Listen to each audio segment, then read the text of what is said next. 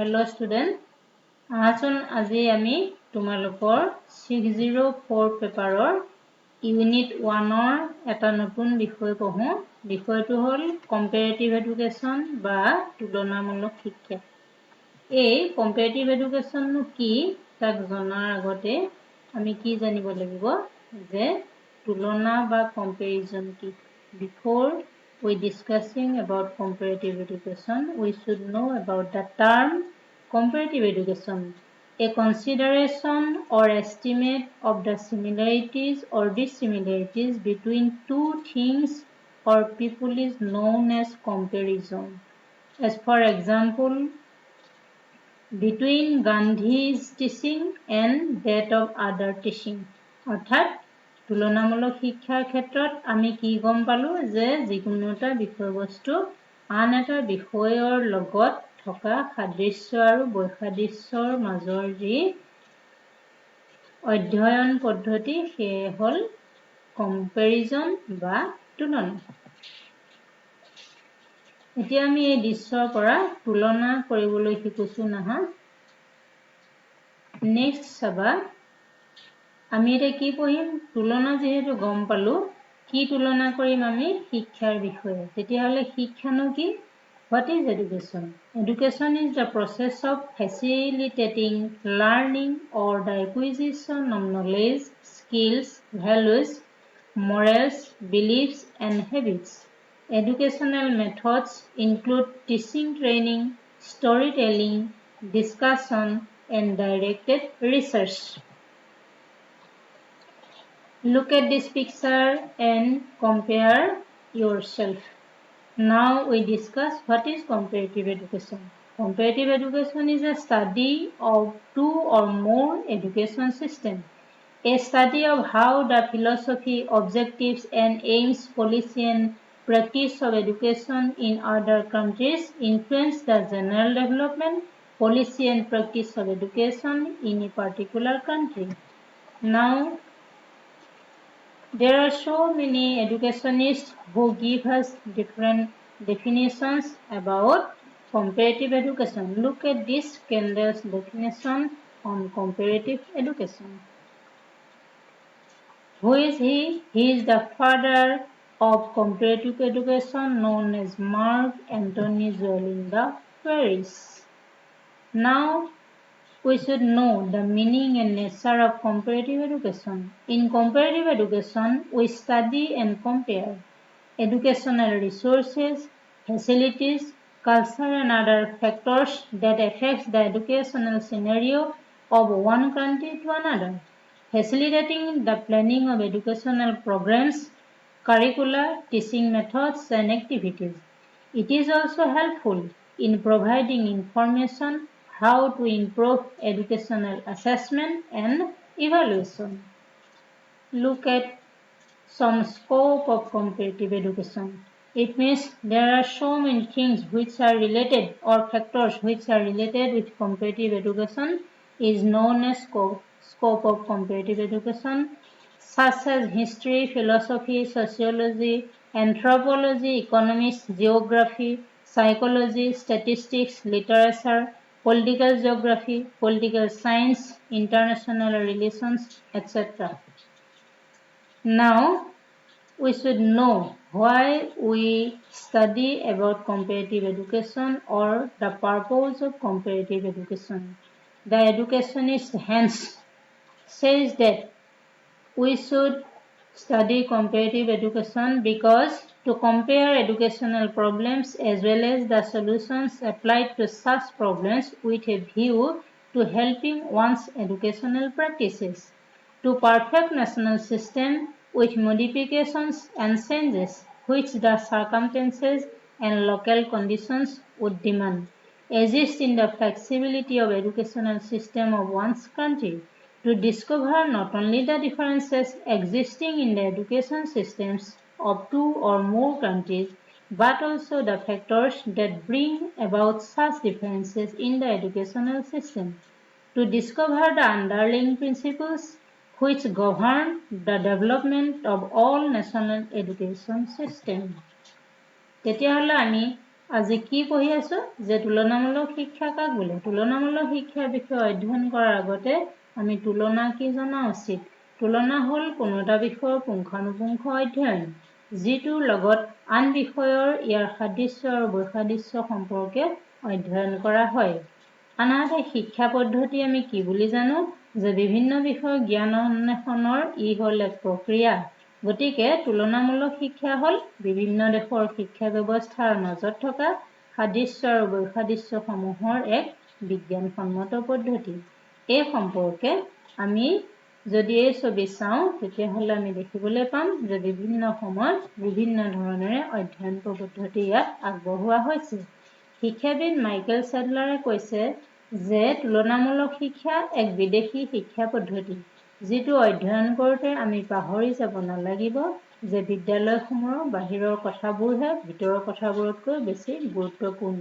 তেনেদৰে চেডলাৰ, barred, candle আদি বিশিষ্ট শিক্ষাবিদসকলে বিভিন্ন সময়ত বিভিন্ন ধৰণৰ সংজ্ঞা আমালৈ আগবঢ়াই থৈ গৈছে।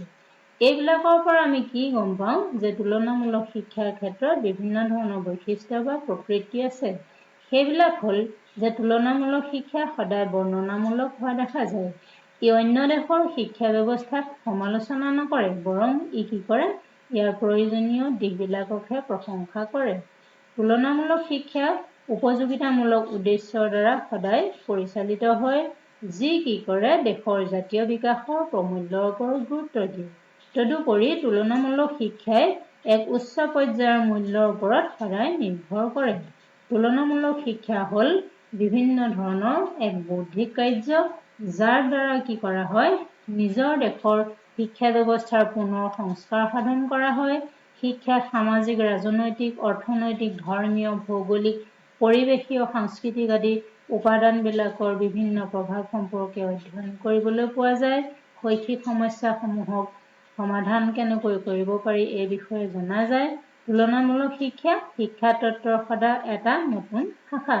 তদুপৰি পৃথিৱীত বা বিশ্বত থকা বিভিন্ন ধৰণৰ দেশসমূহৰ শৈক্ষিক ব্যৱস্থা, পদ্ধতি, ইয়াৰ উদ্দেশ্য, পাঠ্যক্ৰম কেনেকুৱা ধৰণৰ, ইয়াৰ সমস্যাবিলাক কেনেকুৱা বা কেনেকৈ সমাধান কৰিছে, বিজ্ঞান আৰু প্ৰযুক্তিৰ লগত ইয়াৰ সম্পৰ্ক কি, এই গোটেই কথাবোৰ নিজৰ দেশৰ শিক্ষা ব্যৱস্থাৰ লগত সমানে তুলনা কৰি চাব পাৰি আৰু তুলনা কৰিলে ইয়াৰ বিভিন্ন উপায় আমি লাভ কৰিব পাৰোঁ।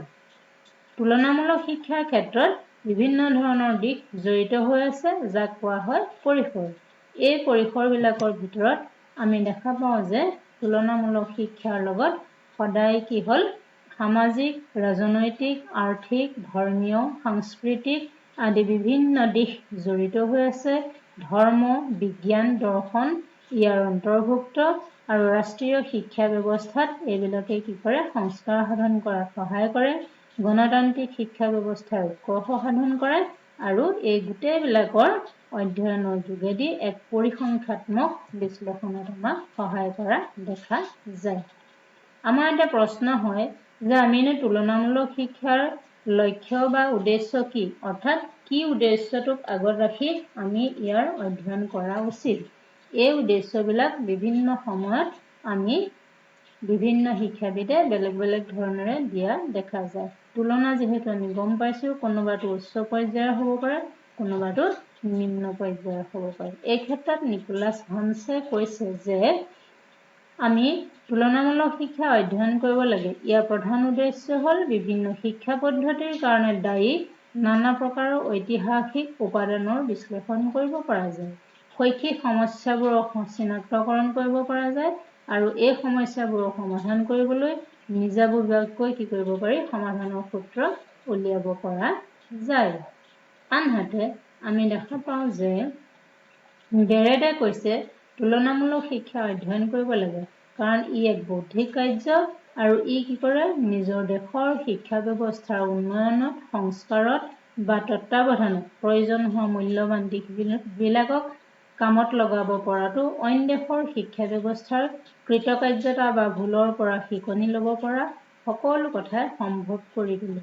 তদুপৰি তুলনামূলক শিক্ষাই কি কৰে যে অন্য দেশৰ বিভিন্ন শিক্ষা ব্যৱস্থাৰ বিষয়ে আমাক অৱগত কৰে আত্মজ্ঞান লাভ কৰাত সহায় কৰে আৰু ইয়াৰ পৰিশোধনত আমাক সহায় কৰে। তেনেদৰে আইএল কেণ্ডেলেও কৈছে যে তুলনামূলক শিক্ষাৰ অধ্যয়নৰ প্ৰধান উদ্দেশ্য হ'ল ই দেশৰ প্ৰগতিত সহায় কৰে আৰু নতুন শিক্ষণ ব্যৱস্থা গঢ়ি তোলে। বিভিন্ন দেশৰ মাজত ব্যক্তিৰ আদান প্ৰদানত সহায় কৰে।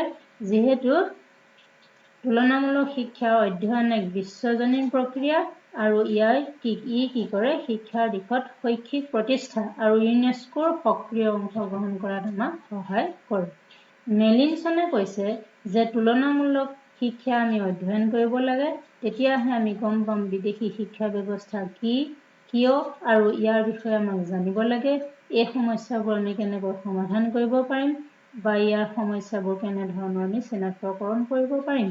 তদুপৰি তুলনামূলক শিক্ষাৰ অধ্যয়নে নিজৰ দেশৰ শিক্ষা ব্যৱস্থাৰ গাঁথনিৰ বিষয়ে, শিক্ষণ উদ্দেশ্য, শিক্ষণ পদ্ধতি, পাঠ্যক্ৰম আদি বিভিন্ন শিক্ষক বা বৃত্তিমূলক বিভিন্ন ধৰণৰ দিশ বা শিক্ষক নিযুক্তিকে আদি কৰি শৈক্ষিক পৰিকল্পনা সম্পৰ্কে ভৱিষ্যত দেশৰ জাতীয় আৰু শৈক্ষিক লক্ষ্যসমূহ সাধনৰ কাৰণে উপযুক্ত শৈক্ষিক পৰিকল্পনাৰ কাঠামো গঢ়ি তোলাত আমাক তুলনামূলক শিক্ষাৰ অধ্যয়নে সহায় কৰা দেখা যায়।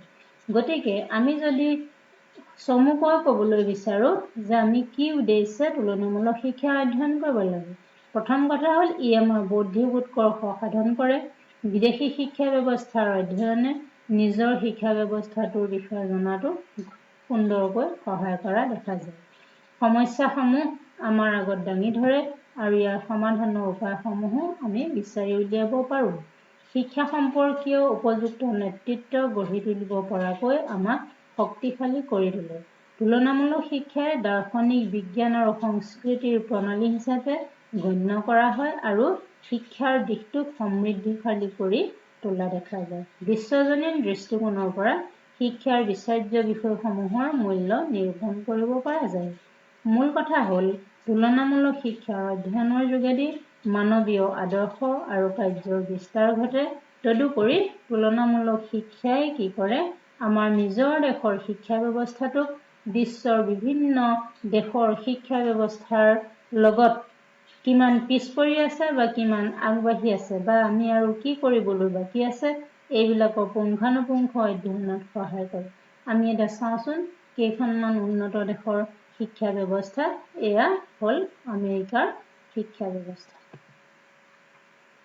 এতিয়া আমি চাওঁ কেনেকৈ ইউকেত ল'ৰা ছোৱালীবিলাকে কিমান উন্নত মানৰ শ্ৰেণীকোঠাত সুন্দৰকৈ পাঠদান বা শিক্ষণ লাভ কৰিব পাৰে। জাপান এখন উন্নত দেশ, তাতো ল'ৰা ছোৱালীবিলাকে কেনেকৈ চাইল্ড চেণ্টাৰ্ড হৈ তেওঁলোকে সুন্দৰকৈ মনোগ্ৰাহী শিক্ষা শ্ৰেণীকোঠাতে লাভ কৰিব পাৰে। কিন্তু তুলনামূলকভাৱে যদি আমি চাওঁ আমাৰ ভাৰতৰ শিক্ষা ব্যৱস্থাত গোটেই শিক্ষা পদ্ধতিটোৱে যেন আমাৰ পিঠিৰ স্কুলৰ বেগটোত সোমাই আছে, যি আমাৰ ৰাজহাড়ডাল বেকা কৰাত প্ৰধানকৈ সহায় কৰে। এই যে সুবিধা অসুবিধা উন্নতি অৱনতি এই গোটেই দিশবোৰ কি কৰিব লাগিব বা নালাগিব বা আমি কেনেকৈ উন্নতি আৰু বিকাশৰ পথত আগবাঢ়ি যাব লাগিব, সমস্যাৰ সমাধান কৰিব লাগিব, এই সকলোবিলাকৰ পুংখানুপুংখ বিশ্লেষণ আৰু সংশ্লেষণত আমাক কি কৰে তুলনামূলক শিক্ষাই সহায় কৰে।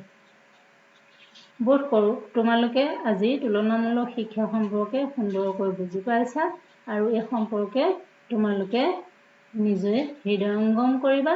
লগতে বিশ্বৰ বিভিন্ন তুলনামূলক শিক্ষা বা শিক্ষণ পদ্ধতিৰ বিষয়ে অধ্যয়ন কৰিবা বুলি আশা কৰিলোঁ। Thank U.